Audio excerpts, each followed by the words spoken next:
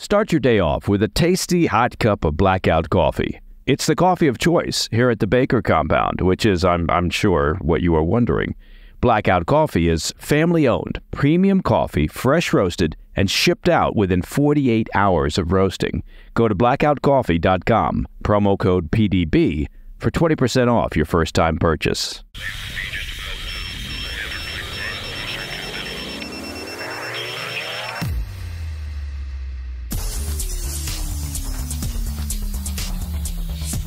It's Thursday, 11 July.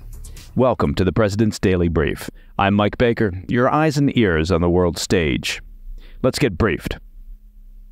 In today's spotlight, a major announcement from U.S. Secretary of State Antony Blinken at this week's NATO summit in Washington, D.C. After months of training and negotiations, the first F-16 fighter jets are on their way to Ukraine and will be put into action this summer. Later in the show, the eyes of the world are on President Biden's performance at this week's NATO summit, with the White House hoping to reverse doubts that the 81-year-old can still hack it as commander-in-chief. Now, here's a quick reminder for the White House. President Biden isn't Benjamin Button. He's not improving over time. Plus, the U.S., Australia, and 6 other allies sound the alarm on a Chinese state-sponsored hacking group exposing a coordinated cyber threat orchestrated by Beijing's intelligence services. Now, there's a phrase that should shock a total of 0 persons: a coordinated cyber threat orchestrated by Beijing's intelligence services. And in today's back of the brief, it's the end of the road for the Biden administration's ill-fated Gaza pier, which is slated to deliver its final cargo of humanitarian aid in the coming days. The pier is a classic example of a knee-jerk idea designed to placate your protesting political base to show that you're doing something. Turns out that something was simply throwing a lot of money into the sea. But first, today's PDB Spotlight. We'll kick things off today with the latest on Ukraine, which is set to receive a major assist from NATO allies aimed at bolstering Kyiv's air defenses and pushing back Russian troops from their front lines. Secretary of State Antony Blinken announced at the NATO summit in Washington, D.C. on Wednesday that the U.S. and European allies have begun transferring the first of more than 60 American-made F-16 fighter jets to Ukraine. Blinken added that the Ukrainian military will start using the aircraft later this summer, with the hopes of upending Putin's current strategy, which is focused primarily on aerial bombardment of Ukrainian cities due to their lack of air defenses. While the Biden administration was initially reluctant to send such sophisticated weapons to Ukraine in the early days of the war over fears of escalation with Russia, the Kremlin's continued aggression has changed that calculus. The breakthrough will allow Kyiv to target incoming Russian missiles and drones, as well as establish localized zones of air superiority to support offensive ground operations by Ukrainian troops. The jets can also be outfitted with air-to-air missiles, opening up the possibility that Kyiv could leverage these fighters to strike aviation targets inside Russian territory. That's according to a report by the Wall Street Journal. Denmark and the Netherlands are already in the process of delivering the first batch of fighters, while F-16s from Belgium and Norway will arrive later this year. Blinken said, quote, "Those jets will be flying in the skies of Ukraine this summer to make sure that Ukraine can continue to effectively defend itself from the Russian aggression," end quote. As a reminder, Ukrainian leaders first requested the F-16s more than a year ago, but the U.S. initially balked at the idea, worrying that the cost was too high and would require extensive training for Ukrainian pilots. But in March of 2023, the Biden administration changed course, approving a plan to train Ukrainian pilots to fly the Western-made jets. A coalition led by the Netherlands and Denmark began training Ukrainian pilots late last year on an accelerated timetable, along with training technicians and support personnel. The first group of pilots reportedly finished their training in May. In a statement thanking NATO allies, Ukrainian President Zelensky said, quote, "I am confident that they will assist us in better protecting Ukrainians from brutal Russian attacks. F-16s bring just and lasting peace closer demonstrating that terror must fail everywhere and at any time, end quote. It's difficult to overstate just how desperately Kyiv needs improved aerial defense capabilities amid Russia's relentless bombardment of their cities. On Monday, during one of Russia's largest attacks in months, a missile struck a children's hospital in Kyiv, killing at least 33 and leaving more than 100 wounded. Ukrainian officials said the brutal attack, which sparked international condemnation, was timed to send a message to NATO ahead of this week's summit, as Putin grows angrier about the alliance's renewed efforts to strengthen Kyiv's military. We should note, reports suggest Putin is facing an increasingly bleak outlook when it comes to Ukraine. Despite suffering heavy losses this year in Moscow's unsuccessful attempts to break Kyiv's front lines, the war has largely been a stalemate since last summer. A NATO official told Reuters on Tuesday that their intelligence suggests Russia currently lacks the munitions and troops needed to mount a major new offensive and is also running extremely low on ammunition. The anonymous official told Reuters, quote, "To sustain real offensive operations, we think that Russia would have to secure significant ammunition supplies from countries beyond what it is already getting from Iran and from North Korea, and Putin would have to order a new large-scale mobilization," end quote. Now, whether that assessment is based on corroborated intelligence from sources with access, or whether it's more general open-source assessment of what is known about Moscow's military production capabilities and rough estimates about troop strength, sprinkled with hopeful thinking from NATO analysts, well, that's currently unknown. As an aside, if you're interested in learning more about the transfer of F-16s to Ukraine and its potential impact on the conflict, don't miss my interview. I'm serious, don't miss my interview with intelligence analyst Ryan Macbeth on last week's PDB Situation Report. You can catch the full conversation as a podcast or watch the video on our YouTube channel at President's Daily Brief. All right, coming up next, all eyes are on President Biden's performance at this week's NATO summit as the White House seeks to dispel doubts about the 81-year-old's mental acuity and abilities as commander-in-chief. Plus, the U.S. and its allies are sounding the alarm on a Chinese state-sponsored hacking group exposing a coordinated cyber threat orchestrated by Beijing's intelligence services. We'll have those stories when we come back. Welcome back to the PDB. I want to shift our focus to the U.S. presidential race as rumors continue to swirl around whether President Biden will remain the Democrat candidate. As you know, we don't usually wade into presidential politics here on the PDB, but it's hard to ignore the geopolitical implications as doubts regarding President Biden's fitness for office continue to mount. Following his disastrous debate performance against former President Trump just 2 weeks ago, a growing number of prominent Democrat Party leaders and commentators have openly called for the president to bow out of the presidential race. President Biden has pushed back, and his small and insular team of key advisors and gatekeepers appear to be on a mission to prove that he is still up to the task. In a bid to reverse doubts about his age, Biden delivered a speech on Tuesday to open the NATO summit in Washington, where the anxious eyes of America's European allies were watching for any signs of weakness, according to a report from Politico. Biden managed to avoid fumbling his words and did not commit any major gaffes as he used the speech to take credit for keeping Russia at bay in their quest to conquer Ukraine.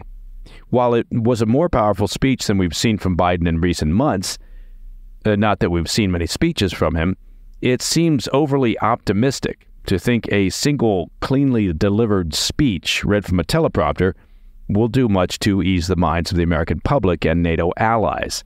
I mean, setting the bar for being commander-in-chief at "don't flub a teleprompter" speech is probably not good for the future of America.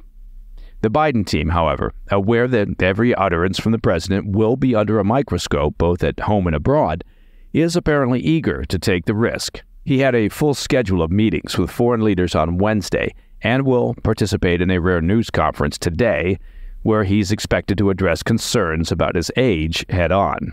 The Biden camp reportedly feels that the NATO summit is the best venue for judging the president's ability to handle the responsibilities of the office, arguing his role in rallying Western support for Ukraine since Putin's invasion was proof that he can continue serving in the role. Actually, it's proof that he worked hard to rally Western support for Ukraine. It doesn't mean anything related to the future and his existing mental acuity.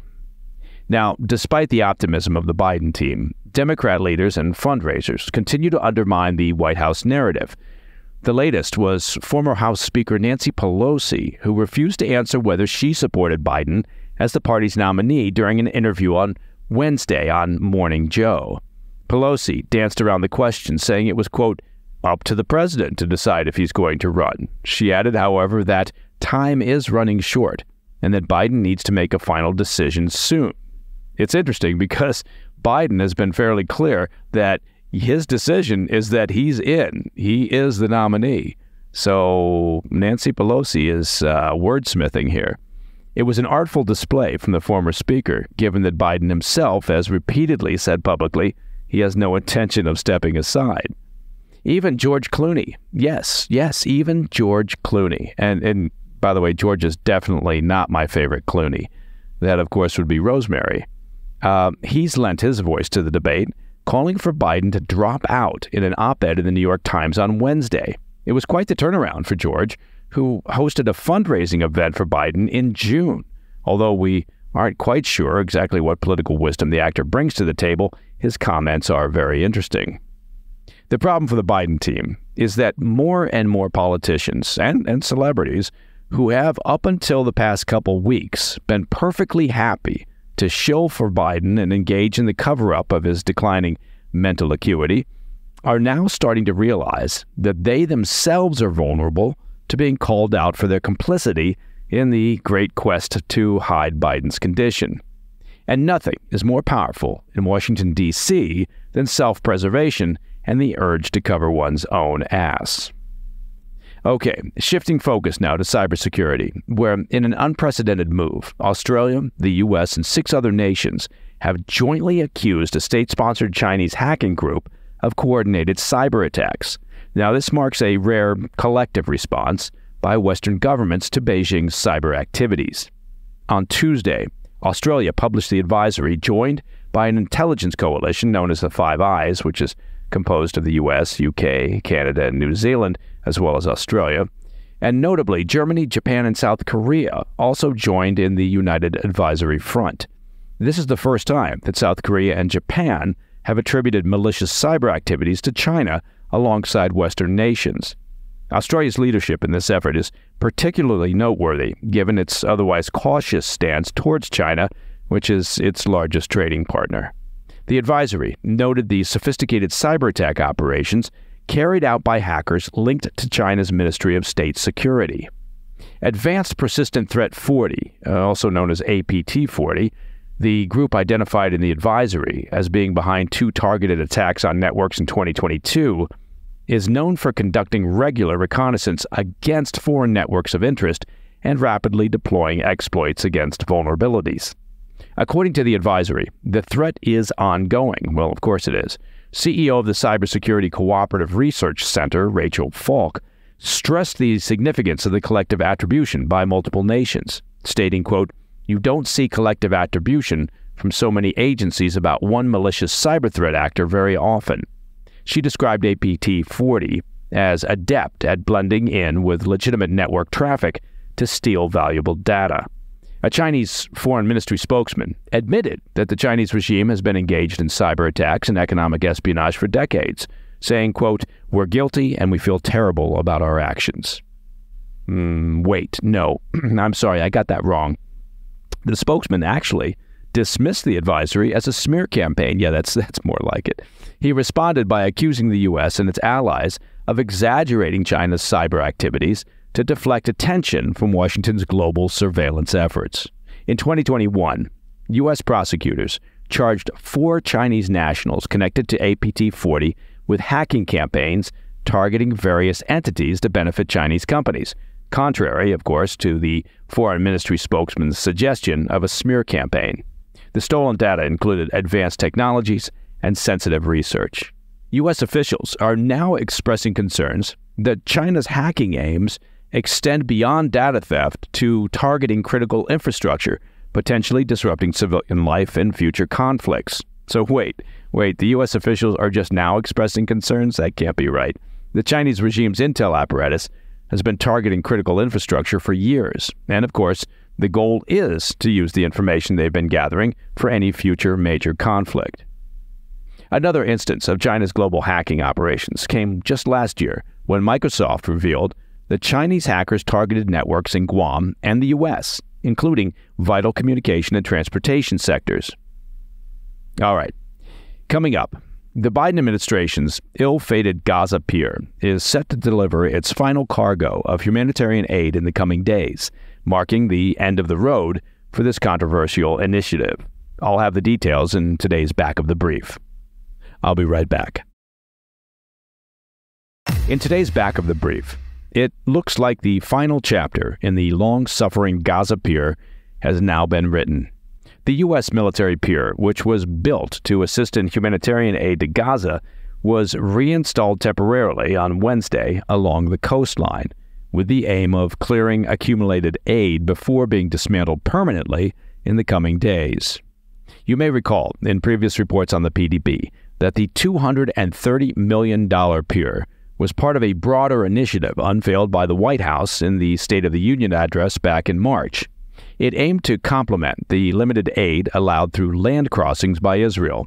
Now, to be fair, despite the pier being plagued by adverse weather, security issues, and logistical challenges, well, it did facilitate the distribution of about 19.5 million pounds of food to Gaza's population during the ongoing 9-month-long conflict.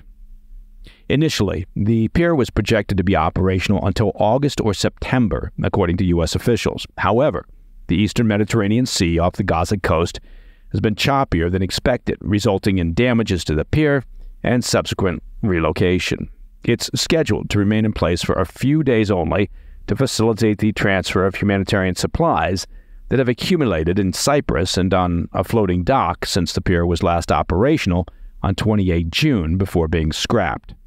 Since its installation on the 17th of May, the pier has been operational for fewer than 20 days. So it's been operational for approximately 2.5 weeks of the total 7+ weeks since it was first installed. Now, I'm not known for my math abilities, but that would mean the pier costs the U.S. approximately $13 million per operational day. And actually, you could argue that in U.S. government terms, that's fairly inexpensive. At least 3 U.S. service members sustained non-combat related injuries related to the pier's operation back in May.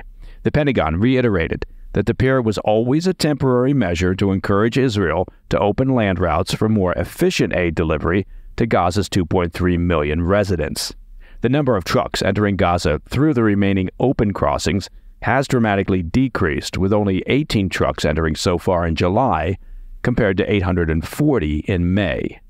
The U.S. is actively engaged in discussions with Israel, the UN, and humanitarian organizations to find ways to overcome the current constraints, and to ensure that aid doesn't get commandeered by Hamas, but instead is actually distributed to the residents of Gaza.